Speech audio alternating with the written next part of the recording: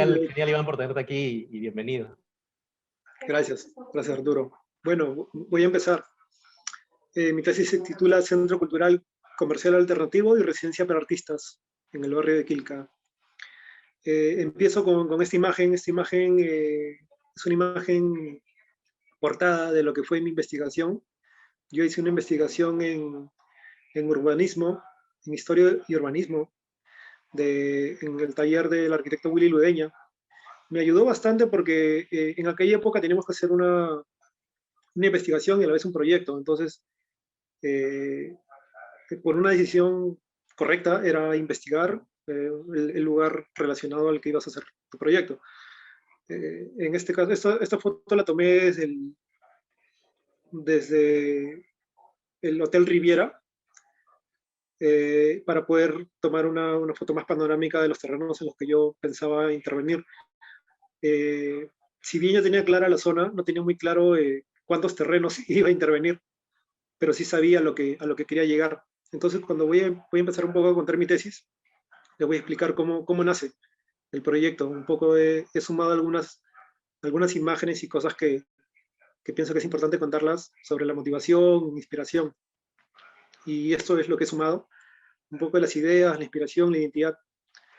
¿Qué es lo que viene antes, digamos, de la tesis? O sea, es un momento en el que te dan como que antes del año de fin de carrera nos ponen esa idea de qué es lo que voy a hacer de la tesis. Yo iba a hacer un proyecto en mi distrito, en San Juan de Urigancho. Tenía la idea de hacerlo también en el centro de la ciudad, de buscar un mejor lugar. Y también tenía esta idea de hacerlo en el centro histórico. Pero siempre tuve la preocupación de llegar al tema de la cultura, del arte urbano, del tema educativo. Me gustaba el tema comercial. Entonces, por ahí partí el proyecto y sabía que tenía que hacer algo híbrido, un proyecto que mezcle cosas. Me gustaba mucho el tema de la fusión. Puse esta imagen porque un poco reflejaba el momento. En esa época, obviamente han pasado desde el 2012 que estaba armándose esta tesis. En aquella época estaba más empapado de todo el tema urbano. Admiraba mucho, por ejemplo, que he puesto un mural de Cobra, que es un artista urbano muy bueno. Me gustaba mucho ver obras de arte urbano, de cómo se recuperaban los centros históricos. Estudiaba mucho lo que eran estas famosas tribus urbanas cuando investigué más de Quilca o de toda la movida de Barranco, de arte. Y creo que todo esto ligado a la música, a la cultura, las motivaciones propias que yo tenía, ayudaron a que yo pueda definir con claridad. Bueno, el arquitecto también, un asesor, me encaminó y también me apoyó para tomar esta decisión de trabajar en un lugar que era complicado, digamos, para plantear una tesis. Estas son unas imágenes también de la zona, para ver un poco de la realidad del terreno, que todos sabemos que Quilca ha pasado, el barrio de Quilca forma parte de una zona tugurizada, olvidada en el centro histórico de Lima. Si bien es cierto, desde 1990 para adelante, de lo que se llegó a formar los tugurios se han ido degradando, hasta quedar esos rezagos de lo que hablábamos con Arturo de la bohemia, de arte que ha tratado de sobrevivir en el barrio de Quilca, el tema de los libreros. Ha ido sobreviviendo como hasta donde ha podido. Creo que queda un poco todavía de la Quilca que algunos han conocido. Y es ahí donde planteé la tesis, en ese barrio. Identificando más que nada, como digo, estas ideas de qué era lo que yo quería en el barrio. Hasta acá estoy explicando más que nada las motivaciones, las ideas, de cómo así nace la tesis, como una lluvia de ideas. Y esto creo que les ayuda a muchos, a los que están conectados, que también son estudiantes o van a empezar una tesis. Hasta acá no he hecho ni una línea, ni un muro. El proyecto no tenía un casco, no tenía un anteproyecto, no había un esquema. No había todavía nada exactamente como para poder empezar. El terreno tampoco está definido. Entonces yo lo sabía más o menos en qué zona, estaba cerca del Averno que iba a trabajar, o si bien al frente, que era en un bulevar de libros, iba a trabajar ahí, o en la esquina próxima, cerca de la Plaza Elguera. Tenía aproximadamente la zona, pero no tenía claro cuánto de área o ya los volúmenes, digamos. Entonces, pero sí tenía una especie de programa en mi cabeza que nacía de conceptos. Y más que en ese momento dibujar, empecé a hacer conceptos, a pensar el tema de escenarios, de estos escenarios gratis, que tengan participación con el espacio público, estas plazas de exposición, cuando el museo participa, digamos, participe de la ciudad. Yo sabía que el Averno participa cada cierto tiempo, muestra sus exposiciones o hacía actividades para reactivar el barrio. Me gustaba mucho ese tema, esos mixtos, de mezclar el comercio con el tema educativo, porque había los libreros, toda esta movida de arte. Entonces empecé a plantearme en una especie de calle ferial, me dio las vueltas por la cabeza, empecé a ver proyectos en otros lugares, entonces, de Europa, de recuperación de barrios, en centros, bulevares, ferias, de cómo reactivar calles. Fundamentalmente el proyecto son como una suerte de 3 calles que se integran formando un solo proyecto, ¿no? Este es el barrio de Quilca en uno de sus mejores momentos. Aquí pueden ver, está el arquitecto Elio Martuchelli pintando, con el que me apoyé bastante también para esta tesis y mi investigación. Este es el famoso Averno. Javier Vera me parece que también está por acá, es un arquitecto de la FAUA, de la UNI. Este es el Averno, acá al frente estaría mi proyecto, justo por donde está pintando Elio Martuchelli. Por ahí si bien es cierto que se trataba de integrar a los vecinos en unas jornadas de reactivación del barrio, había muchos terrenos que ya estaban degradados, solamente se alquilaba digamos, el primer volumen que da hacia la calle para un negocio precario. Entonces ya todo el terreno no se estaba aprovechando y tampoco se utilizaba al máximo el valor, ¿no? de lo que era en sí el Boulevard de Libreros y los que están anexos a ese boulevard. Como plan de armar la tesis, lo que se busca es situar el proyecto, entenderlo desde que, bueno, está en una ciudad, en este caso está en Lima, pertenece a un damero, a una configuración ya clara del damero de Pizarro, y aparece este triángulo en el damero, y acá lo pueden ver, creo, por aquí. Es el único triángulo que aparece en todo el damero, ese es el barrio Quilca, rebelde. Y lo digo así rebelde porque en realidad el barrio era así, y desde que nació fue así, probablemente así iba a morir. Y esto también lo hablaba con Elio Martuchelli. Esta es la manzana, es una manzana triangular, y ya pueden ver la manzana fragmentada. Ese era el proyecto, o sea, más que fragmentar era unir, era buscar terrenos que, como es una manzana triangular, los terrenos te permiten integrarlos y lograr esta especie de conexión por 3 calles. Generalmente cuando uno tiene una manzana cuadrada, a lo mucho puedes conectar 2 calles por ambas, ¿no? Pero en cambio, como es un triángulo, nos permitía eso, me permitía. Y bueno, finalmente el proyecto, ¿no? Que es esta conexión. Como segundo punto, hice el tema del proceso urbano. Acá hay algunas cosas que las he sacado bueno, está en inglés porque he tratado de mostrar lo último que presento también para el Archipris. Bueno, nos piden que todo está así en inglés, pero creo que sí se entiende. El tema del proceso urbano era entender cómo Quilca, aquí estaría Quilca, el barrio Quilca, que es una manzana triangular, ya formaba como este residuo del damero, pero Quilca se convirtió en esa calle importante que conectaba la sierra de nuestro país con el mar del Callao. Y eso lo dice Gunther en 1992, que era una calle inca. Quilca, por cierto, parte del camino inca también en su etimología, en bosquecho significa escritura. Y casualmente, o sea, al final se va ligando un poco a la escritura, a los libreros, o sea, tiene muchas cosas que en el camino, cuando conversaba también con Helio, adquirían muchos significados que no lo sabía y los fui descubriendo conforme investigaba. No sabía, por ejemplo, que en el caso de que cuando la ciudad termina amurallada.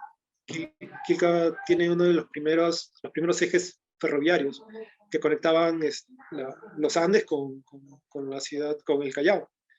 Y era importante ese eje. Después aparecen otras líneas de transporte masivo.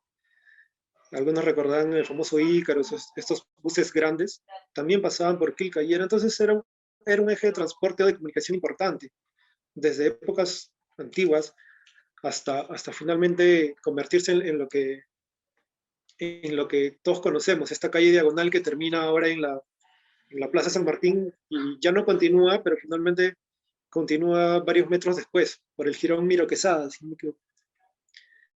lo que sería la continuación del Jirón Quilca. En el último gráfico se puede ver eso. Eso es en cuanto a la configuración, al proceso urbano de esta calle.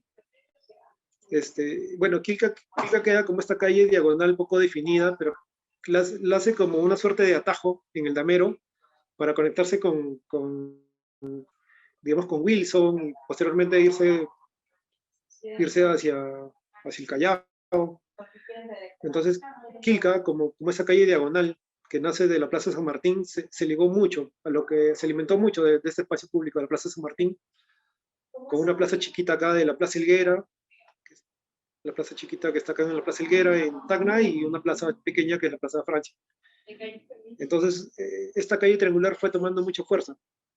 Como decía, de 1900 al 1990, que ya empezó a degradarse, fue adquiriendo otros elementos, como aparecen en el Averno, aparecen los bares, el famoso Bar Don Lucho, el Bar Quirolo, los bares que van apareciendo. Inclusive había un bar La Noche, tipo La Noche Barranco, aparece acá, y hay varios lugares que van configurando una bohemia.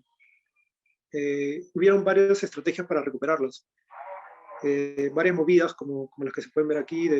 Ese es un barrio típico, ese es un grupo de música del pueblo. Acá se ve a Jorge Acosta, que es el fundador del Averno, es el que está aquí.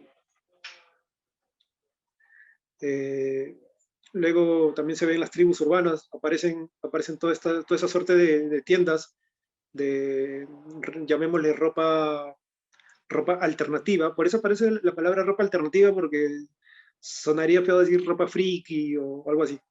Creo que mejor quedaba como una suerte de estas tribus urbanas que tenían algo diferente que mostrar y expresar a la ciudad, de una ideología, una música, un arte, una expresión, como lo hizo el Averno, ¿no? Entonces era un poco entender el arte que se estaba formando aquí. Estas son las zonas que digamos pude definir en cuanto a la configuración del arte, el arte oficial que se estaba planteando en el primer bicentenario, cuando aparece el Parque de la Exposición, con toda esta suerte de museos, de la Escuela Superior de Arte Dramático, el Parque de la Exposición, el Museo de Arte Italiano. Entonces, el Parque de la Exposición en sí conforma como un espacio donde te venden ese arte oficial promovido por la ciudad, y van apareciendo otros elementos como el Parque Universitario, con la Casona de San Marcos, la Plaza San Martín, como esta plaza donde se van hablando de política, se va mostrando arte al paso, y el Centro Cultural El Averno, que se consolida, digamos, en Quilca, ¿no? Luego la Plaza Francia. Entonces, toda esta zona amarilla, digamos, se convierte en un eje de arte no oficial, arte que no es promovido, tampoco no lo será, por la municipalidad, ¿no? Entonces, y esto de alguna forma se va ligando con...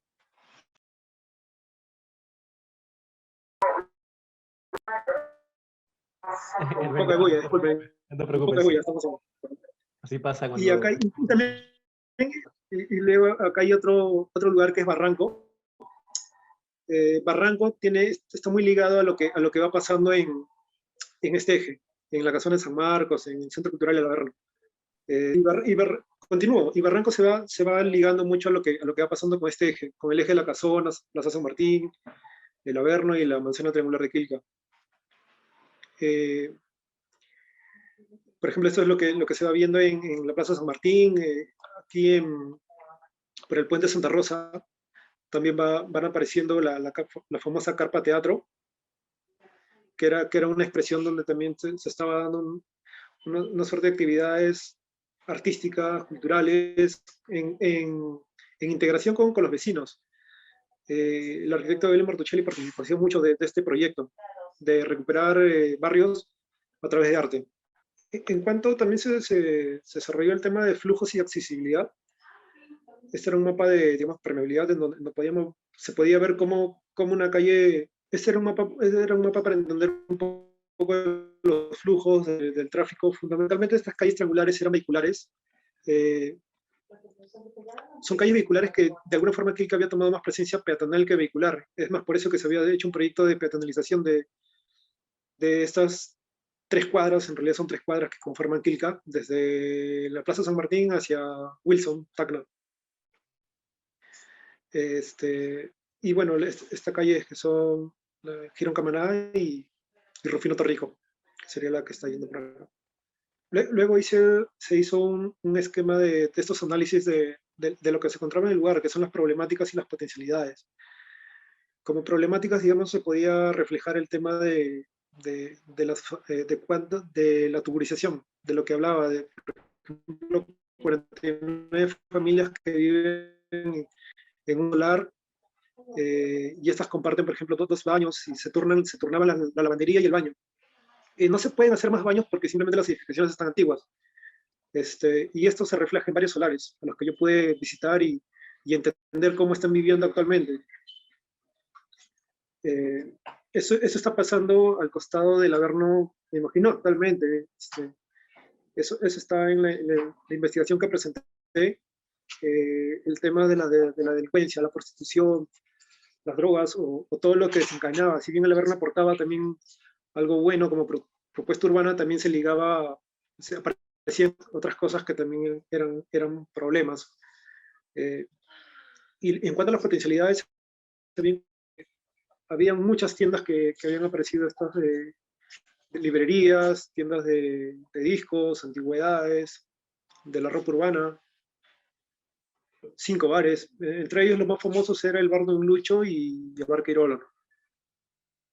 Aproximadamente habían como 21 visitantes por minuto. Acá pueden ver un mensaje de Capranos. Habían visitado en algún momento de Manu Chao, Café Tacuba, de Guns N' Roses, Alex Lora, varios famosos que habían fotos y tenían presencia aquí en Quilca porque simplemente encontraban material inédito que no podían conseguir en discos o lo que reflejaba la calle en cuanto a arte, cultura, música. Eso es en cuanto al aporte musical, literario. Entonces Quilca se iba comportando como de alguna forma, tenía esta presencia, como un 28% de artistas, de 42% de estos libreros, gente en busca de libros, del 14% era bohemia, los estudiantes y bueno, 4% de otros, ¿no? Y tenía cantidad de murales. Justo unos murales que lo voy a mostrar más adelante, es un edificio tipo buque, digamos, que después lo descubrí que Vallejo también residió ahí en algún momento. Entonces, desde muchos tiempos, poetas, artistas, venían a pasarse un tiempo por esta calle.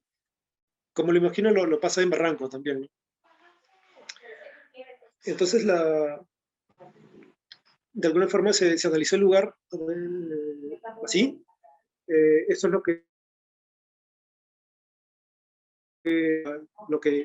que había de material en cuanto a propuesta alternativa de arte, de música, poesía, de ropa y demás, en antigüedades también. Este es un 3D. Este es un 3D que elaboré, básicamente esto se empezó en SketchUp, después creo que pasamos a Archicad. De tratar de elevar entender un poco todos los lotes, los edificios monumentales, básicamente todo el barrio, en cuanto a volumetría y entender cuánto de esos estaban ya degradados o como terrenos olvidados. Aquí ya se ve un poco el perímetro del terreno en el cual iba a intervenir. Había un terreno que le pertenecía a la Católica, que es una casona, y el terreno de libreros. Entonces ahí se puede dar cuenta cómo el terreno nace de coger dos terrenos grandes y conectar con unos terrenos más pequeños que también estaban deteriorados. Al final era una suerte de conectar 6 terrenos que estaban degradados. Se puede ver bastante la variedad de usos en el tema institucional.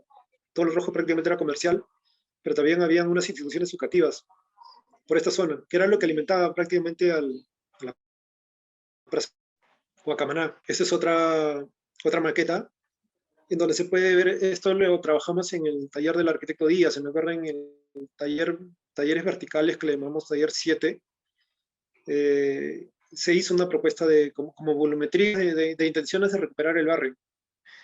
Y esto puede ser un poco la motivación también de aquella época.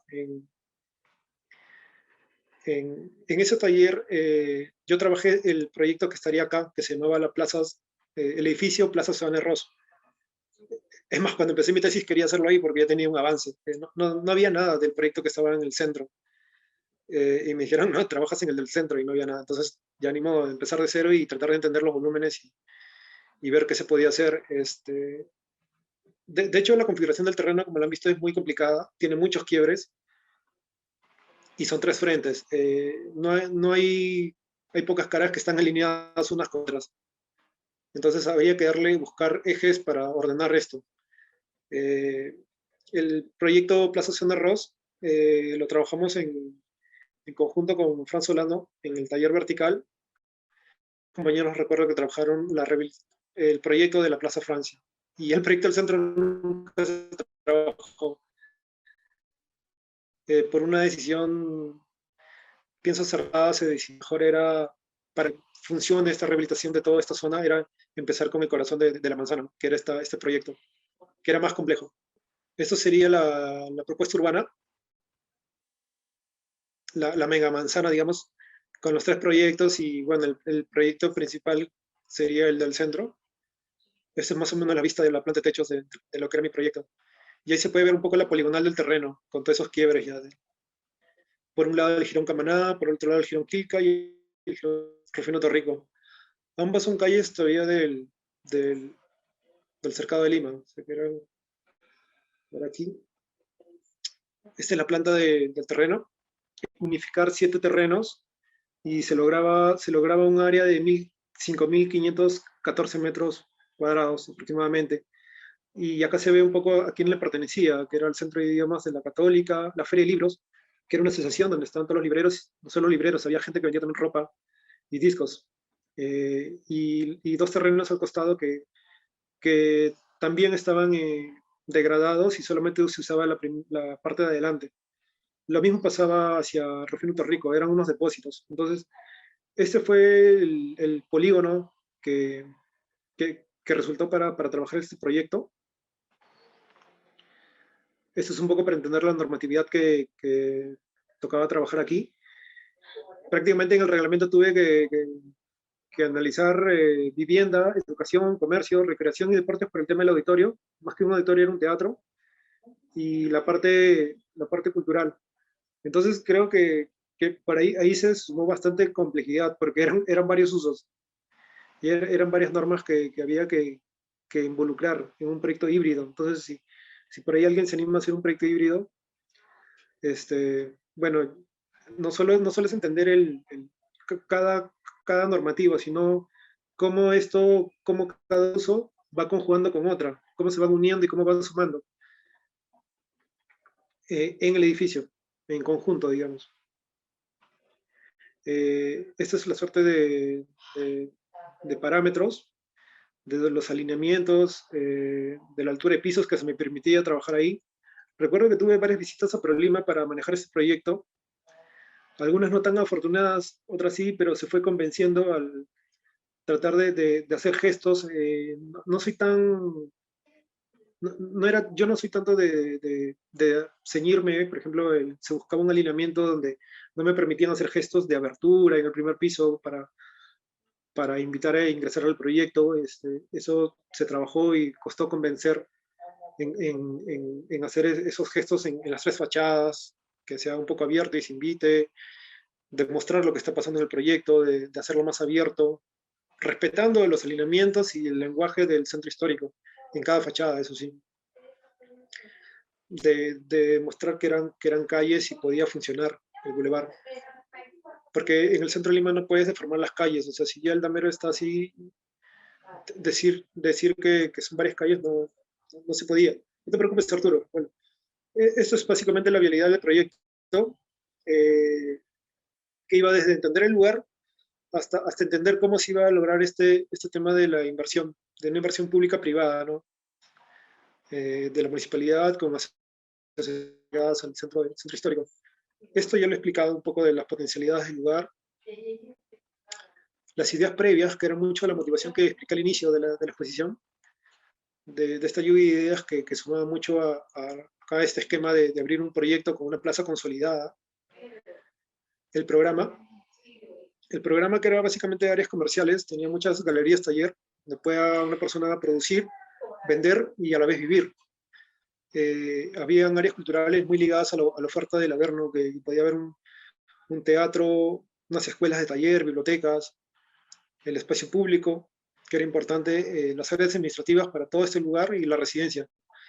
La residencia se iba a un tema más ligado como artistas, estudiantes, una pareja de solteros, departamentos muy flexibles para que pueda esto ser rentable, ¿no? Y el área de servicios con estacionamientos. Ese es el edificio en colores, digamos, a los usos. Cómo tenía las conexiones, acá hacen unos puentes que iban conectando la parte de vivienda. La parte de arriba era una parte muy íntima de vivienda que se iba conectando y la parte del primer piso muy, muy movida, con estas tiendas. También había snack bars, cafés, talleres, mucha movida en el primer piso y mucho orden en el último piso, que era la vivienda. Esta era la imagen principal del proyecto, donde se puede ver cómo el volumen se integra en la manzana. La vivienda generaba en estos encuentros donde, digamos, no se podían resolver, se generaban pequeños parques lineales o estas pequeñas terracitas para poder resolverlos con jardines, áreas de expansión para la vivienda, para que puedan participar. Digamos, acá había una unidad de vivienda y podía tener un parquecito donde pueda compartir. Entonces la vivienda tenga un cierto grado de intimidad y el primer piso siga funcionando bien permeable hacia esta calle con una placita al centro donde pueden haber actividades, inclusive un concierto o una exposición. Esta es la calle Quilca, la principal. Por aquí es donde se ingresa, tiene una gran abertura para poder entrar al proyecto y si uno pasa, de hecho que va a ver la plaza y lo que esté pasando acá al centro del proyecto. Esto sería una imagen de más o menos lo que se quería lograr, lo que quería lograr con un edificio que siga vivo en la ciudad. Esto es la planta de estacionamientos. Como pueden ver, el terreno sí es complicado, pero se trató de resolver de una forma bien ordenada, que era poner un lado lo que es vivienda y poner hacia otro lado lo que podría ser, digamos, hacia un lado estacionamiento privado para los que vivan y para el otro lado el público. Podría ser para el comercio, los visitantes, y tener el área de servicio de todo lo que tenía acá, tenían áreas de restaurante, snacks, entonces todo el área de depósitos de servicio lo poníamos acá, ponía hacia el lado izquierdo, acá donde está la zona naranja, y todo lo que está en los núcleos verticales serían las áreas celestes. Este es el primer piso, al nivel 00. Si bien es cierto, hay una diferencia mínima de niveles, se ponían unas rampas para que esto siga siendo accesible para todos, ¿no? Porquilca tenía acá el auditorio, tenía el teatro, tenía un escenario al aire libre con camerinos. Todo esto funcionaba, pero muy cultural. Hacia el otro lado había un restaurante, café-restaurante con librería, todo ligado, como un solo bloque, como un cubo donde tenía ambos usos, y se iba transformando hacia esta cuchilla que también tenía una zona de terrazas con bar. Y finalmente aparecían unos cafés, unas tiendas de música, talleres de artistas, y finalmente hacia Camaná aparecía un museo de numismático, un museo de antigüedades y monedas. Ya sea en la calle Rufino Torrico, una tienda de ropas alternativas. Entonces se trató de involucrar todo el programa que había analizado anteriormente, para no dejar a nadie fuera, ¿no? La idea no era que se vayan de esta zona, sino darles esa oportunidad de que sigan acá. El segundo nivel, que serían básicamente los que ven muchas dobles alturas, el mezanino de los talleres, de la librería, eh, todavía lo que quedaba de usos. Esta es la tercera planta, el tercer y ya último nivel. Me avisa si se escucha bien. Sí, sí, sí se escucha. Este es el tercer nivel. El tercer nivel era básicamente el remate de todo un bloque donde se aparecían las viviendas. Para el tema de las viviendas, recuerdo que me inspiraba mucho en lo que pasó en San Felipe, como mencionaba el tema de las calles elevadas, donde tenía los ingresos privados por la parte posterior, y estos participaban mucho con la calle ferial, que es, digamos, balconeando, y por la parte posterior tenían unos jardines privados por donde podían ingresar a sus viviendas. Tenían ingresos privados, entonces de alguna forma no se chocaban uno con otro, si podían tener un ingreso privado o ingresar por la misma calle. Lo mismo pasaba por la calle de Rufino Torrico y por la calle de Camaná. Entonces había esa flexibilidad, ¿no? Para que tengan su intimidad.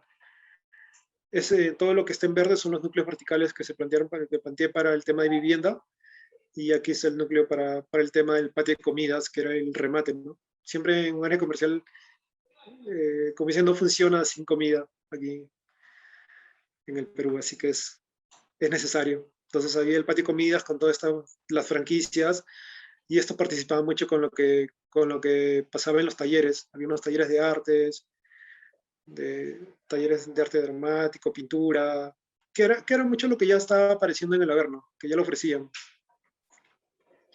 Eso es aquí, en el tercer nivel, ligado más hacia Quilca. Entonces, cada calle aportó su personalidad para configurar el programa. Es así como se va resolviendo. Había un porqué de los usos. A ver. Corte nivel, sí, disculpen. Es que en el tema de vivienda, solo en el tema de vivienda hubo 2 niveles, y tenían las calles elevadas. Entonces, prácticamente es como una planta típica. Luego voy a mostrar un poco los módulos de vivienda. Eso sería el último nivel de vivienda. Ese sería el corte, para que vean un poco cómo se plantea el proyecto para unir una calle. Esta sería la calle Quilca, la calle de bastante movida hacia el centro, donde acá hay un escenario, se puede ver unas personitas acá participando con una plaza. Luego toda estas ferias de tipo tiendas, cafés, bares, y se va tranquilizando de alguna forma hacia Camaná, con esos ingresos de la vivienda y los 2 módulos de vivienda. Había una transición de calle a calle, y cada calle tenía su personalidad, ¿no? Como lo decía. Esos son los módulos de vivienda. Habían desde los 40 metros cuadrados hasta los 65 metros cuadrados. El módulo de 40 metros cuadrados, lo voy a explicar brevemente, era el módulo, digamos, símbolo, porque era un módulo para un artista. Era un módulo pequeño, integrado con cocina, sala, comedor, el módulo típico. Quizás lo que lo hacía diferente era la flexibilidad en que había entre unir un poco en ese momento el dormitorio con la sala, y si en algún momento se sacan todos los muebles, podía formar como un gran taller aquí y transformarse todo. O sea, tratar de dejar el espacio limpio para que esto pueda funcionar, integrarse, y a la vez que haya un grado de intimidad. Recuerdo, había un biombo más acá al medio que podía darle esa privacidad. En el módulo más pequeño. En los otros módulos, digamos, sí estaba un poco más conformado, más logrado el tema familiar, ¿no? Los dormitorios, los espacios privados y los espacios sociales.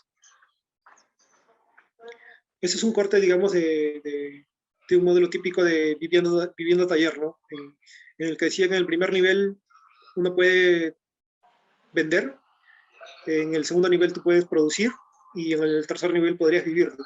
Entonces, eso es lo que uno quería, de que uno, cuando compres una unidad, puedas tener esa suerte de tener el paquete completo y que funcione un proyecto. se buscaba eso en el proyecto, de invitar artistas a que reactiven este barrio. Todo lo rojo sería el tema del comercio y la vivienda, ¿no? Esos son cortes de estas calles feriales con módulos de vivienda taller. Esta es una famosa elevación de la calle Quilca. Este era el edificio que decía que donde en algún momento vivió Vallejo, que tiene un mural bien impresionante. El tema del arte se fue involucrando al proyecto, pero en serigrafías, para no tapar el blanco. Algo así. Esto es un edificio, esta vez es un poco más lograda, en donde se ponían suerte de serigrafías y tratar de darle arte al edificio, pero de otra forma. Los murales estaban más controlados y ya conforme uno ingresaba al proyecto, había muros exclusivos para poner murales, para que tenga el mismo lenguaje de lo que pasaba en la calle, ¿no? De que siga la identidad, pero un poco más ordenada. Trabajé bastante, me acuerdo, del tema de la modulación de los vanos. En el centro de Lima siempre se manejaba el tema de 1 a 3, digamos, los vanos para no desentonar con el lenguaje del centro histórico y el ritmo. Y el primer nivel sí había más libertad para el tema de los cristales, de las mamparas, de mostrar el arte, de cada uso. Pero acá había los ingresos a cultura, los ingresos a áreas de comidas, áreas de librerías. Acá estaría el Averno, te lo estoy moviendo el cursor por acá más o menos. Esta es la calle Quilca. Peatonal como lo que se buscaba en el proyecto, que todo esto sea peatonal. Esas serían las otras fachadas hacia el Jirón Camaná, que había una fachada muy importante, monumental, y lo que se trataba básicamente era el alineamiento, y lo mismo hacia Rufino Torrico. El tema de las fachadas y el orden,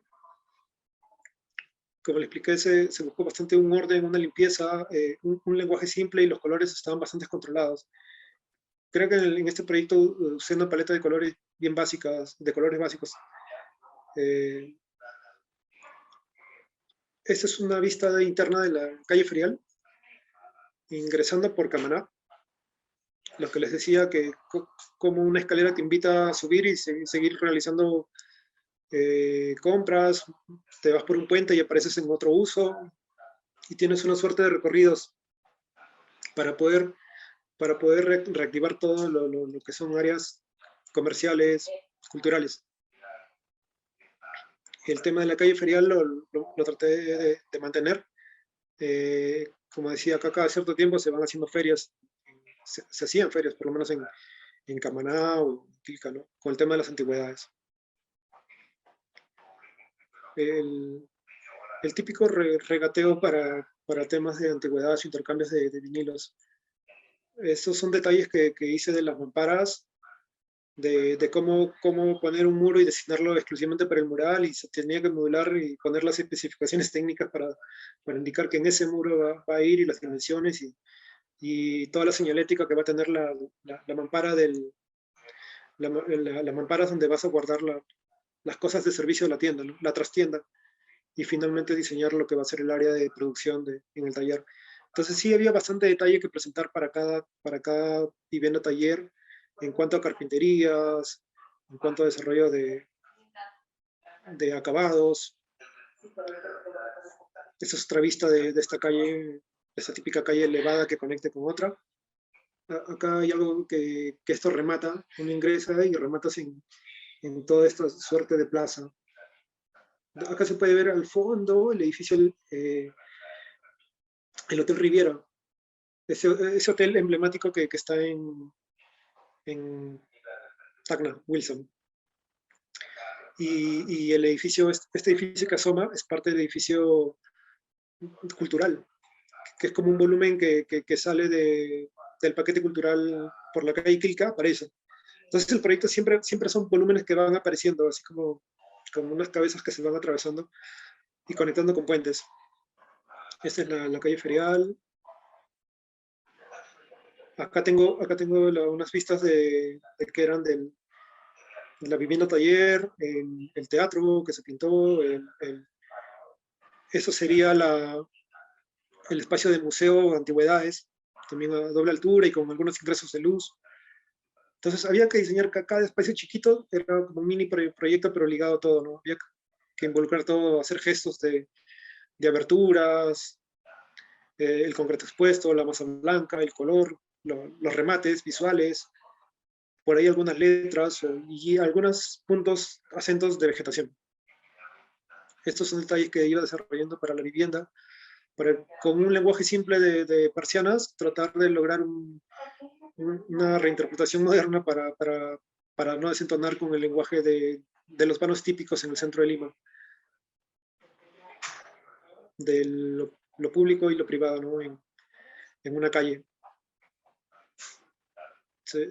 Todo el desarrollo de vanos, el tema de la vivienda, de una vivienda pequeña,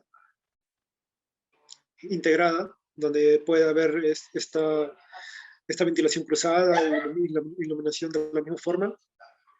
Otras vistas de la vivienda taller, con unos desarrollos, temas de color,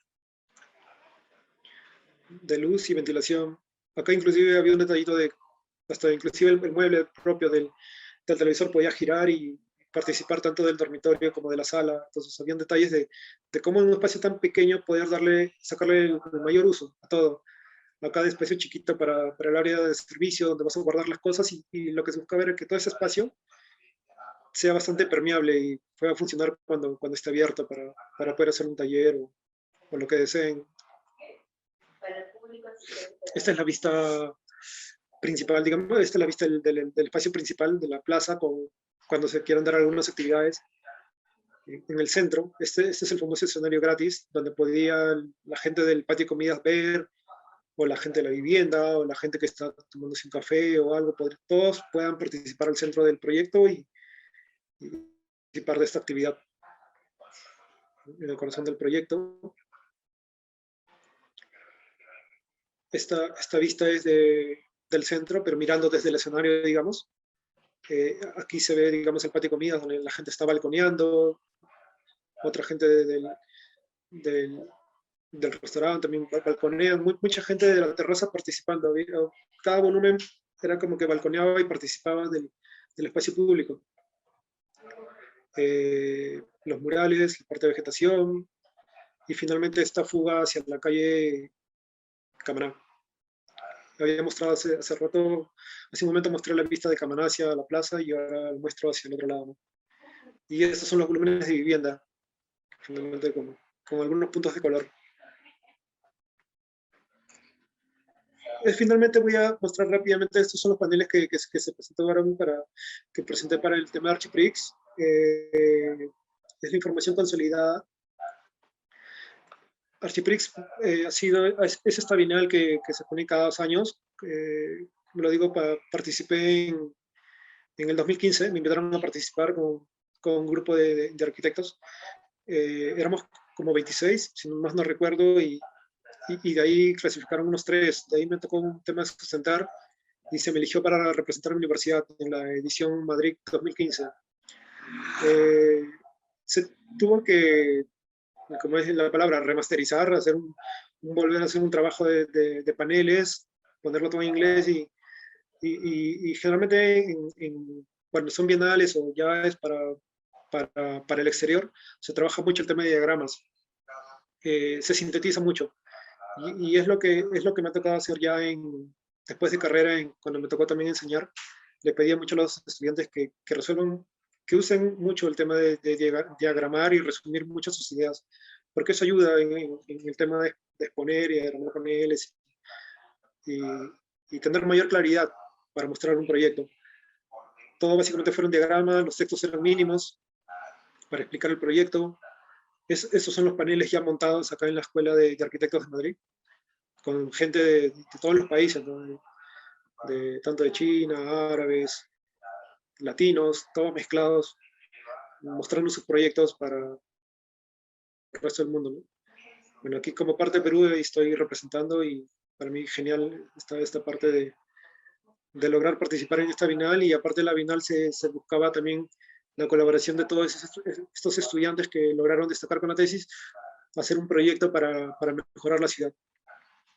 Si en algún momento Archiprix le toca a Lima, de hecho que van a venir gente, los mejores arquitectos del mundo a querer mostrar sus proyectos de grado, y no solo eso, sino van a hacer un proyecto para recuperar parte de la ciudad.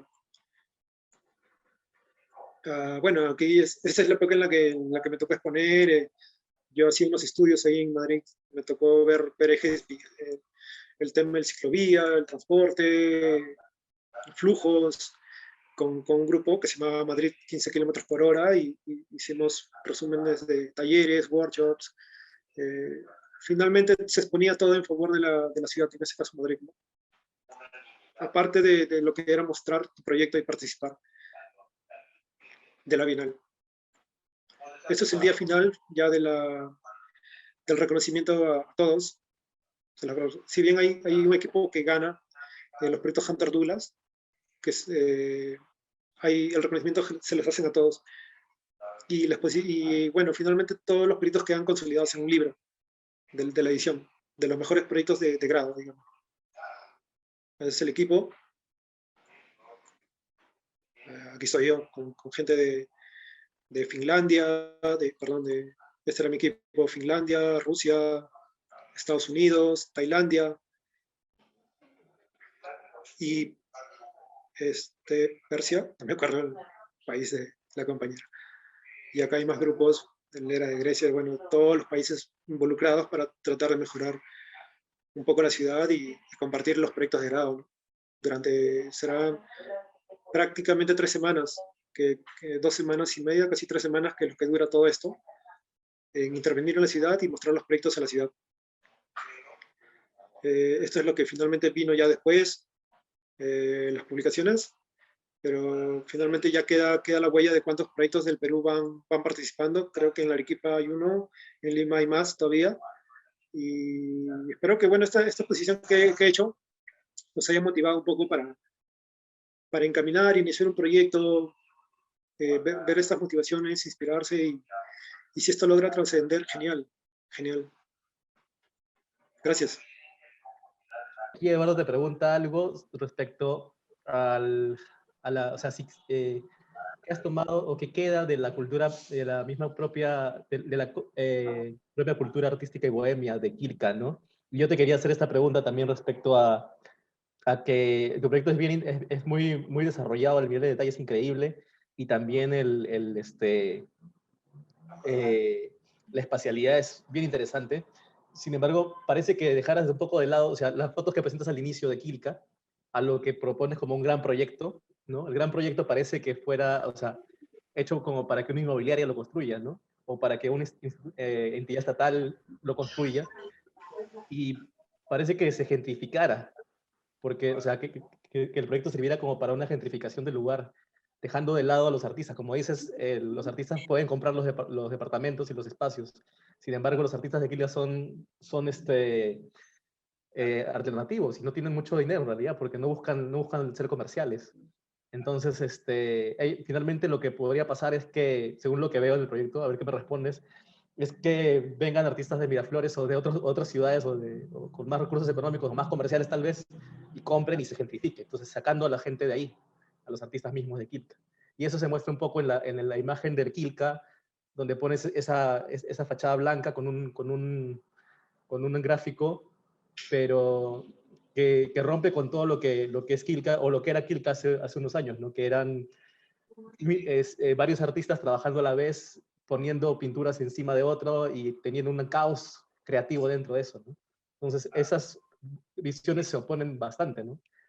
Sí. ¿Qué opinas? No, genial, genial tu pregunta. Creo que lo voy a entender en 2 partes. Primero, el tema de si el artista tiene estas posibilidades de apropiarse del proyecto. En el tema de la vivienda es diferente al tema de comercial. O sea, en el tema comercial y cultural, como mostré en mi proyecto, todo está ligado a una administración. O sea, hay una administración para todo el proyecto. Inclusive el proyecto tenía unas iniciales que era CCRQ, digamos, es como un proyecto híbrido con una sola administración. En la vivienda se da esta posibilidad de comprarla o alquilarla, pero sí se puede apropiar en el tema de vivienda. En el tema del comercio es diferente. Generalmente cuando han habido estos casos de que cada uno haga lo que quiera con su negocio, los resultados han sido malos. Entonces, siempre se busca tener una sola administración para todo, sin llegar al punto de ser una tienda ancla, que, que no lo quise hacer así mi proyecto. Yo prefería apostar por o sea, hacer pequeños módulos de lo que ya había, con el metro cuadrado que ellos puedan pagar o alquilar para participar del proyecto. Eso es en cuanto a los usos y a la administración. En cuanto al color, en cuanto a las tesis de grado, generalmente siempre hay digamos, en la época que planteaban, la mayoría, digamos, por una tendencia, no solíamos trabajar al menos tanto el color o poner tanto color en la fachada. Se tratan, siempre las maquetas eran más esquemáticas, hasta los modelos 3D eran esquemáticos, todos quedan en blanco, los colores que se usaban eran mínimos. Siempre hay una especie de criterio cuando nos evaluaban, inclusive cuando participé para Archeprix, ya el proyecto estaba sustentado y aprobado, me decían, pero si le ponía más color o no. Por decisión en ese momento ya había apostado por no llenar tanto color y dejarlo en blanco, y si esto en algún momento dejar los muros que yo había indicado para poner color y murales, y las serigrafías en los vitrales, en las mamparas, reinterpretar los murales. Creo que no era una opción competir con lo que ya había habido. O sea, si hay murales en el Averno, yo poner más murales al frente y competir, no era la idea. O sea, creo que era reinterpretarlo. Claro, Es un otro aporte de lo que me dijiste de Miraflores. Y yo creo que se están haciendo, ahora he visto, quizás ahora lo veo con más claridad, el tema de cómo en otros lugares lo reinterpretan. Pero creo que ese fue el camino que decidí tomar, de un proyecto más limpio. Me acuerdo que estaba inspirado mucho en los proyectos de Siriani, de Sisa, un proyecto más calmado, donde el color lo tenga controlado con los murales. Espero que haya podido responder por ahí. claro, claro, pero sí, o sea, perfecto porque has mostrado tu visión, ¿no? Pero mi pregunta era respecto al, o sea, más que, o qué color ponerlo, si ponerle colores o ponerle neutral, algo neutral, se refería a si tal vez esta visión eh, heredera del movimiento moderno de una arquitectura global y en donde el arquitecto tiene todo el control, ayudaría a Quilca, o si también es posible, o sea, esta arquitectura donde todo el arquitecto tiene el control se opone a lo que pasa en Quilca, donde nadie tiene el control, bueno, que es un extremo también, ¿no?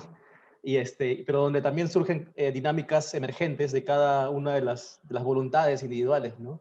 Pues son visiones muy opuestas. No sé si en tu proyecto también piensas que, por ejemplo, esa fachada blanca y limpia, o sea, estaría bien que se apropien y que se pinte de diferentes colores por la gente misma. A eso va la Sí, pregunta. no, sí. No, de hecho, o sea, de hecho que no estoy en contra de la apropiación, de que se apropien y que pinten los murales. Justamente por eso insinué los murales. Creo que ahí se veía como un choclo que parecía en blanco y negro. Si no hubiera tenido intenciones de muralizar mi fachada, no lo hubiera puesto. Creo que cuando uno sustenta, hay que hacerlo, o sea, había que ser bien discreto y tener lenguajes claros para poder sustentar un proyecto, ya en una zona donde había mucho desorden, digamos, estaba muy cargado. Entonces, de hecho que este proyecto, cuando ya está consolidado y si es que aparecen más murales y lo pintan, genial, por ese lado normal. Lo que sí hay que hacer con un proyecto en lugares así es que buscar desde el orden de integrar a todo esto, las asociaciones, porque era una asociación de libreros, con una cantidad de personas que puedan participar del proyecto y también artistas, que por eso justamente realizaba entrevistas o generalmente con ellos, con la asociación, y cuando acabé el proyecto todavía tuve un tiempo en que estuve participando con ellos. Casualmente yo les entregué el proyecto, me acuerdo, como un acto de agradecimiento desinteresadamente para que ellos puedan encaminarlo. Recuerdo que ellos los desalojaron. Antes que los desalojen el proyecto se los cedí, y si esto les ayudaba en algo, genial, porque siempre uno lo hace, es un proyecto para ellos, ¿no? Siempre tenía el interés de que se pueda recuperar. Si el proyecto se podía recuperar y solamente hacer la primera parte de los libreros y transformar, genial. Lo importante creo que es la identidad del proyecto y lo que tú buscas. Pero que ya... No, no, sí, es bien, no, en verdad, Lo que pasa es que te hago estas preguntas porque, o sea, tu proyecto es súper interesante desde un punto, desde una posición, ¿no? Muy personal, muy, de tus gustos por Sisa o por Siriani, y que justo ayer teníamos una conferencia de Pedro Espinosa que era, claro, totalmente lo opuesto, ¿no? O sea, era un proyecto que emergía desde las lógicas de cada uno de los pobladores, ¿no? Entonces, es interesante contrastar esas ideas y debatirlas, ¿no? Porque ahí está el surgimiento de nuevas ideas en el debate, tal vez, de posiciones opuestas, ¿no? Y es bien interesante que hayas presentado este proyecto también a Archiprix porque has podido también eh, pesarlo o medirlo junto con otros proyectos en otras partes del mundo, ¿no? Y ya tienes una idea de lo que se puede hacer o lo que se está proponiendo en otros lugares, ¿no? Y como para terminar, porque ya nos queda corto el tiempo, y sé que hay varias preguntas por ahí, pero quería preguntarte sobre la primera foto que tienes, que es hermosísima, sobre donde está Elio Martuchelli, está Javier Vera, y está toda la calle. No sé si la puedes mostrar ahora, para que me digas de qué año es y si tú la tomaste. No, esa foto no la tomé. Si no me equivoco, la tomó Gonzalo Díaz. Ahora trabajo con él. ¿Trabajas con él ahora? En No, Fronier. estamos en el mismo equipo en Proniet. Él trabaja en Proniet también. Ah, mira, Déjame claro. compartir la foto. Mm. Eh, Esta foto es la de 2005. Gonzalo con Javier eh, trabajan mucho en este tipo de sitio, recuperando, haciendo actividades en barrios. Javier Vera actualmente se dedica mucho a esto, pero ha recuperado muchos barrios aquí en Lima, como La Balanza. También he conversado Claro. con él y creo que esto refleja mucho su trabajo, de esas actividades que hicieron en algún momento en Quilca. Sí, es bien interesante porque, o sea, ahorita está, bueno, ahora por la pandemia está más muerto, pero ya poco a poco ha estado muriendo la actividad cultural en Quilca porque lo han desalojado, ¿no? Pero cuando yo era estudiante en el 2009, 2010, me acuerdo que habían eventos culturales en el Averno y los profesores de diferentes facultades de arquitectura iban ahí y después del evento cultural tomábamos, no sé, entre todos y después nos íbamos los estudiantes a los bares por ahí, y, o sea, y nos juntábamos con toda la movida contracultural en realidad, ¿no? Porque Quilca siempre ha sido la calle rebelde y es interesante lo que mencionas de que es la diagonal en el lamer urbano, que es esa diagonal indígena que Sí, sobrevive al urbanismo español, ¿no? Entonces, o sea, creo que me quedo con eso, ¿no? Quilca es, desde su origen, creo que la calle rebelde y hasta ahora sigue siéndola, ¿no? En movidas culturales y todo eso, y sería interesantísimo que con algunos proyectos como el que tú propones se incentive esa rebeldía y esa contracultura, ¿no? Esa sí, posición sí, mira, alternativa del arte y de la sociedad también. sí, mira, justo un dato. Elio Martuchelli, que está pintando aquí, Elio Martuchelli hizo una vez una actividad que se llama Una línea roja en el Damero. Esa actividad, él pintó una línea roja, particularmente en el piso, hizo una intervención artística, y que se iba a lo largo y se chocaba con el edificio que está al frente, aquí en la Plaza San Martín, y subió la línea roja por el edificio. Y era bien fuerte como arte ver una línea cómo se chocaba con un edificio y trepaba, pero él desde ahí ya exponía esta idea que les explicaba, ¿no? Que Juan Gunter ya lo había mencionado, que Quilca era esta calle rebelde, que tuvo un eje importante en la ciudad. Y creo, pero fuera de ello es importante entender, ¿no? Que una calle en donde trabajemos tiene una historia y tiene una historia urbana importante para que trabajemos, ¿no? O sea, y esto suma al final hasta nuestra época en la que ya estamos planteando un proyecto, ¿no? Muchísimas gracias por tu conferencia. La verdad ha estado bien interesante y sobre todo cómo se trabaja en este lugar tan complicado, en este terreno tan complicado y una arquitectura tan detallada como para, o sea, que has pensado hasta en los detalles del televisor, ¿no? De cómo se mueve y eso ha sido súper interesante, la verdad. Muchísimas gracias por participar acá en el seminario Sobresalientes, Iván. Y gracias a todos también por participar aquí